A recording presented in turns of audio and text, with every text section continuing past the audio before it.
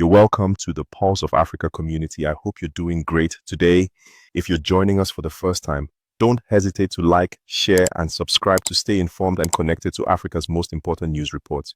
Your engagements will help this video to reach more people. Thank you very much. Ibrahim Traoré has declared that he intends to end colonial borders. To him, the artificial lines drawn by European powers decades ago that continue to divide ethnic groups and hinder economic development. Traoré believes that by fostering closer ties with neighboring countries, particularly through things like simplified trade agreements and relaxed visa restrictions, he can begin to chip away at the legacy of those outdated colonial boundaries and build a more integrated and prosperous future for the region. Let's listen to him. I am very happy and very moved to see you here. I congratulate you all for this spirit of fraternity, this spirit of Africanness that you are developing through your passion. It is difficult to see this grouping of several countries in events that are not so special, if I may say so. Through your passion, you have managed to bring together all of West Africa and far beyond, and I believe that you will be able to bring all of Africa together. Any action that helps to bring Africans closer together, to unite us, we are ready to support as much as we can. That is why we wanted you, from Africa, from Conakry to Addis Ababa to Johannesburg, to be able to drive without anyone being there to stop you and tell you that you are crossing a border. We don't want borders anymore, and we want Africans to be able to walk freely on their land, the land of their ancestors. And you are in the process of proving it, and I am very happy that you were able to pass on this message to young people. Any action that could unite and make us responsible, we will continue to support. Your act is very responsible. Raising awareness among young people about road safety is very beneficial, because here in Africa, the road kills a lot, and we very often behave irresponsibly, especially among young people. You raise a lot of awareness. I am, and I am very proud of that, and keep it up.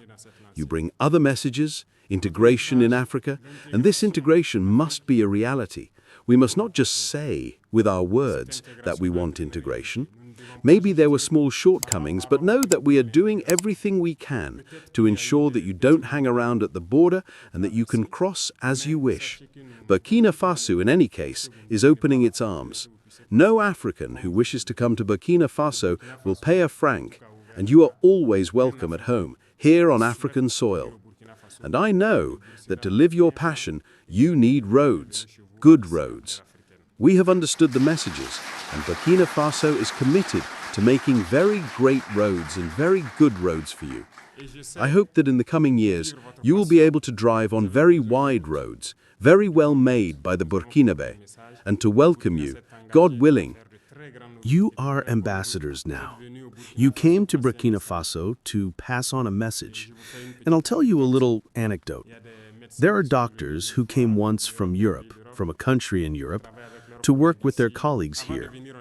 Before coming, they had been told not to come because in Burkina Faso, in Ouagadougou, there is shooting everywhere. At night, there are checkpoints. You know what we call checkpoints and everything? They saw the image of some countries that were really in decline and everything.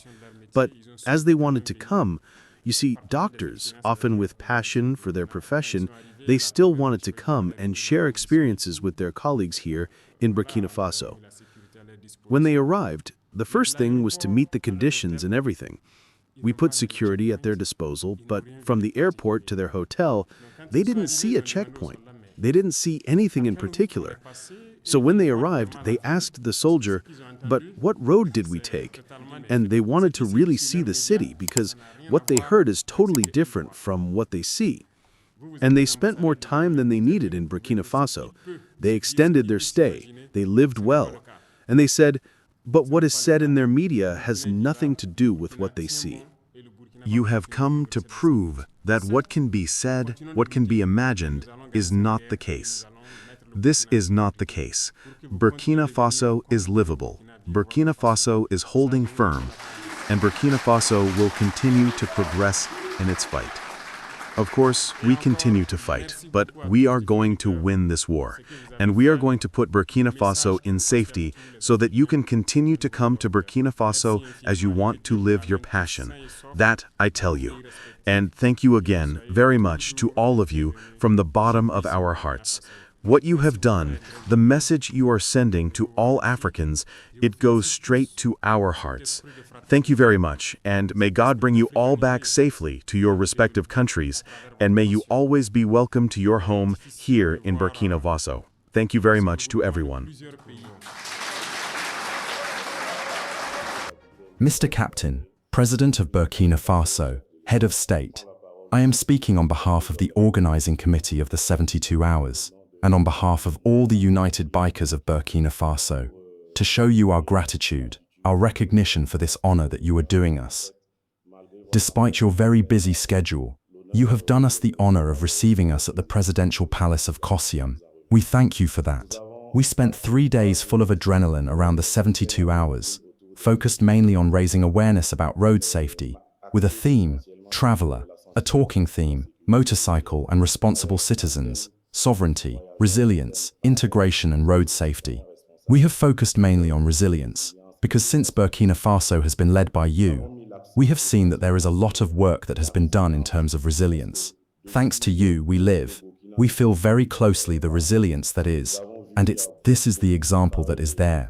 We were able to get 10 countries to participate, and they rode with it. The participants came to Burkina by road, and that's the message we wanted to send to the rest of the world, because many painted Burkina Faso as the red destination, and you once told us, every citizen has a part to play in this war. This is how we want.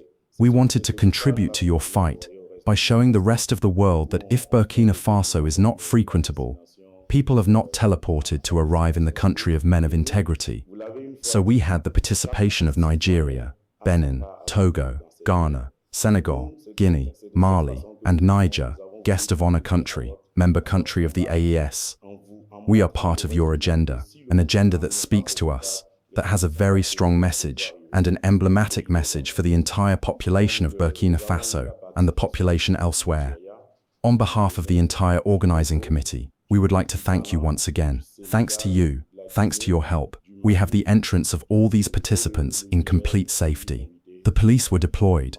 We were able to carry out actions in order to receive them. And today we would like to ask, with your permission, that you can also wish them a warm return, so that all those who are here, they have seen what is happening in Burkina. They arrived in Ouagadougou, they are ambassadors, they will travel with the message you are going to send them. Burkina remains the destination not to be missed. Thank you for watching. If you found this video insightful and want to stay updated on this rapidly evolving situation and similar stories reshaping the continent of Africa, hit that like button to show your support. Let us know what you think of Traoré's declaration in the comments below. Are you optimistic? Are you concerned? What are the potential consequences? And most importantly, subscribe to this channel and hit the notification bell so you don't miss any future breaking news.